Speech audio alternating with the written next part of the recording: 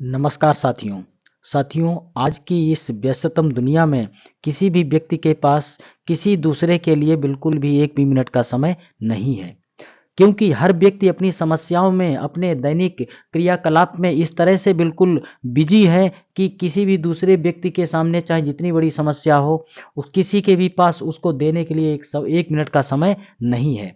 समय किसी के पास होता नहीं मित्रों, समय निकालना पड़ता है।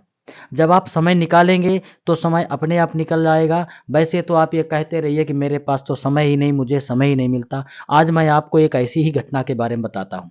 एक बार की बात है, दिल्ली में एक रिटायर्ड अधिकारी अपनी पत्नी के साथ रहा करते थे। उनका एक लड़का था जो अमेरिका में एक सॉफ्टवेयर कंपनी में कार्यरत था। उनकी एक बेटी भी थी जो सिंगापुर में एक मैनेजमेंट कंसल्टेंट के पद पर कार्यरत थी। एक बार उनके पिता ने अपने लड़के को फ़ोन किया और कहा, बेटा मैं तुम्हारी माँ को आज तलाक दे रहा हूँ। मैंने सोचा यह निर्णय लेने से पहले मैं तुमको सब कुछ बता दूं। पिता की बात सुनकर बेटा अवाक रह गया। बोला, पिताजी ये आप क्या बोल रहे हैं? माँ को आप इस उम्र में तलाक दे रहे हैं, आप ऐसा कैसे कर सकते हैं? पिता ने कहा, बेटा मैं तुम्हारी माँ की रोज की चिक चिक से तंग आ गया हूँ। अब मैं उसके साथ नहीं रह सकता। तुम ये बात अपनी बहन को भी बता दो। ये सब सुनकर बदमाश बेटे ने तुरंत सिंगापुर में रह रही अपनी बहन को फोन किया और सारी बात बताई। बेटी ने भी घबराकर अपने पिता को फ़ोन मिलाया।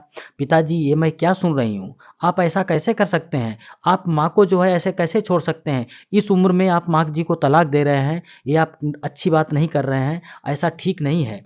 पिता बोले, देखो मैंने ये निर्णय ले लिया है, अब हमारा एक साथ रहना संभव नहीं है और मैं आज ही तलाक के कागजात पर दस्तखत करने जा रहा हूँ।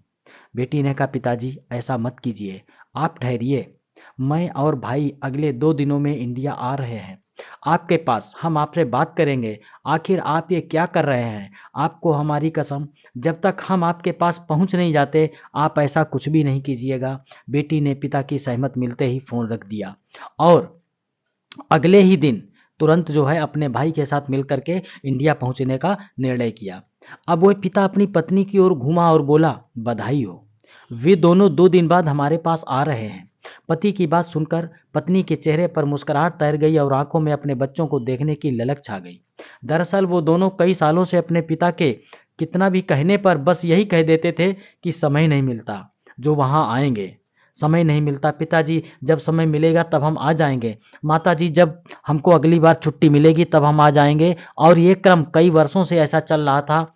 इसलिए उन पति पत्नी दोनों ने मिलकर अपने बच्चों को अपने पास मिलने के लिए बुलाने का प्लान बनाया था। दरअसल दोस्तों, हमें कभी समय मिलता नहीं है, समय को हमें दूसरे से मिलने के लिए निकालना पड़ता है। जब हम दूसरे के लिए चाहेंगे तब हमें समय तुरंत मिल जाएगा और नहीं चाहेंगे तो हम पूरे जीवन भर हमें किसी से मिलने का समय नहीं मिलता। धन्यवाद।